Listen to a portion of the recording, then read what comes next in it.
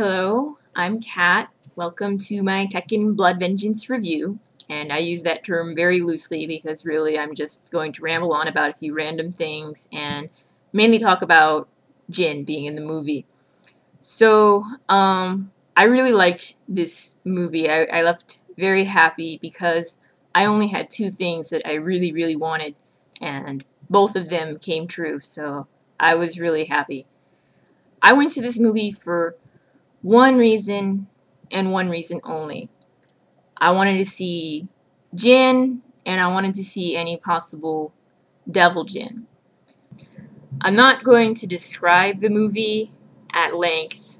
I will provide a link to a detailed summary I wrote right after I had seen it because I didn't want to. I mean, I'm sure I did forget things, but I wanted to write it all out while it was still fresh in my mind in case I wanted to ever look back to it for any reason and talk about it some more.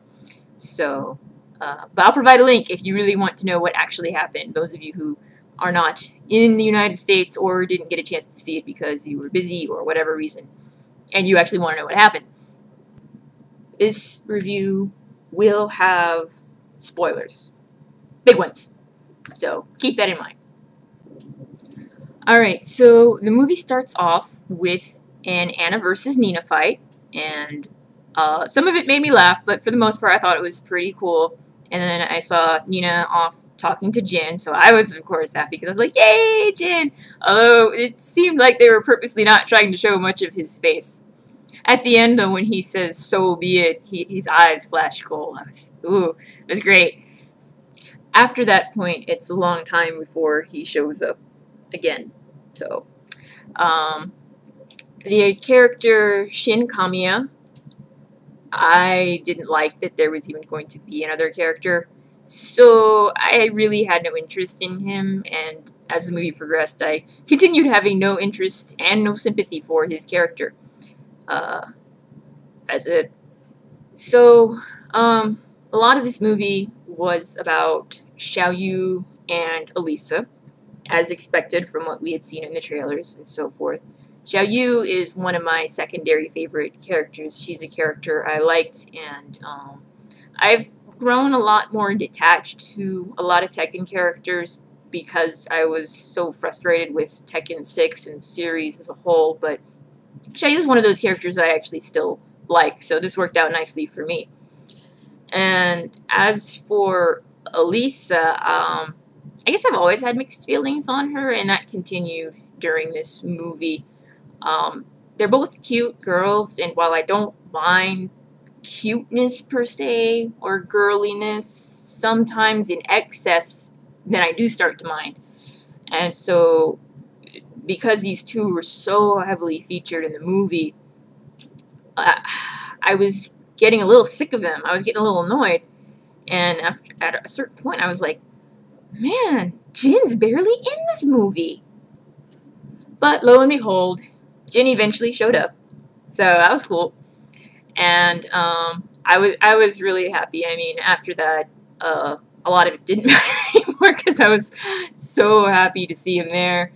And he shows up, Kazuya shows up, Heihachi shows up, and yeah, even Heihachi shows up. That had been kept a secret through all of the voice actor lists and the trailers and everything like that, but Heihachi was in there.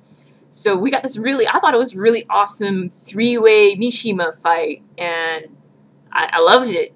I really liked seeing these three guys duke it out. You know, it was reminiscent of Tekken 4, except now we got an actual movie with all three of them. And honestly, it's way better than anything I could have thought. Well, maybe it is kind of what I wanted in Tekken 6, and so now I have it. And that was great. And you know, just to make things even better, Jin takes out Heihachi, and then Double Kazuya starts to fight him. Kazuya transforms, and so it's Double Kazuya, and then Jin transforms, and he becomes Double Jin. And well, I'm a big Double Jin fan, and you know, it's funny, being the big fan that I am. It was really important to me that one, I wanted Double Jin if I got lucky, and two, if he was going to be in the movie, I was aware that they might take some artistic license and change how he looked. He might not necessarily look the way I'm used to having him look. So it was very important to me that if he were in the movie, he'd better have black feathered wings. And he did. So they changed his design. He looks a lot different. It's more like kind of a crystallized armor surrounding a lot of his body. And his skin even is like kind of gray and stuff like that.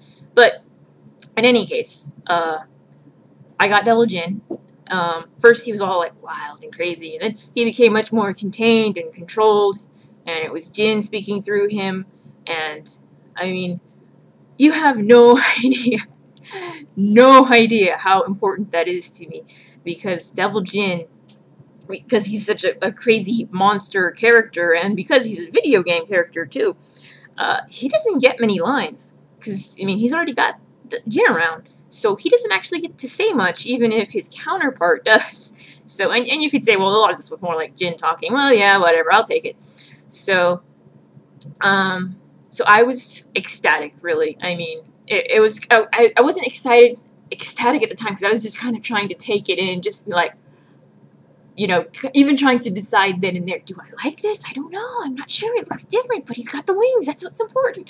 So, but the more I think about it, the happier I am. And to be honest with you, I cannot wait to see this movie again. I'm really looking forward to the Blu-ray release. A lot of other stuff happens, and I've skipped a lot of stuff because, quite frankly, it doesn't really matter to me. Like I said, I don't remember if I'm going to include this, but there were two things I really, really wanted in this movie. One of them was Devil Jin. The other one you're just either going to have to figure out or ask me privately, or you'll, yeah, probably figure it out. But Devil Jin, I got it. So that was really great. And the other thing I want to say is, okay. As many of you know, I deeply hate Tekken 6 a lot. And in my video explaining why, and I'm not going to go at length again for that, but in my video, one of the things I did say was that it felt as if someone working on that game had actually been trying to piss me off.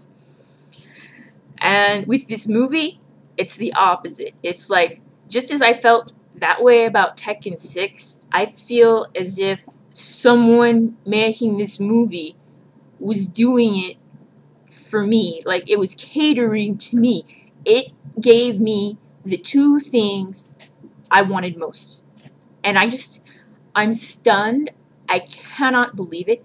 And I am so grateful and appreciative of the people who did that, be it intentional or not. It means a lot to me as someone who has let go of a lot of things in Tekken, but held on to a few others. It was really nice, and I am so happy. I cannot begin to tell you how happy I am in this moment with this movie. I mean, I can think of things to criticize, I can think of things to complain. There's always something, but in the end of the day, because I got what I said, what I wanted most of all, I'll take the bad with the good, and that means in the movie, by the way. So, but I'm really happy. So, if anyone out there from Namco or whoever the people are who worked on this movie are out there, I would like to say thank you. Thank you from the bottom of my heart. It meant a lot to me to get to watch this movie. And thank you to anyone who set aside the time to watch this review. Thanks. Bye.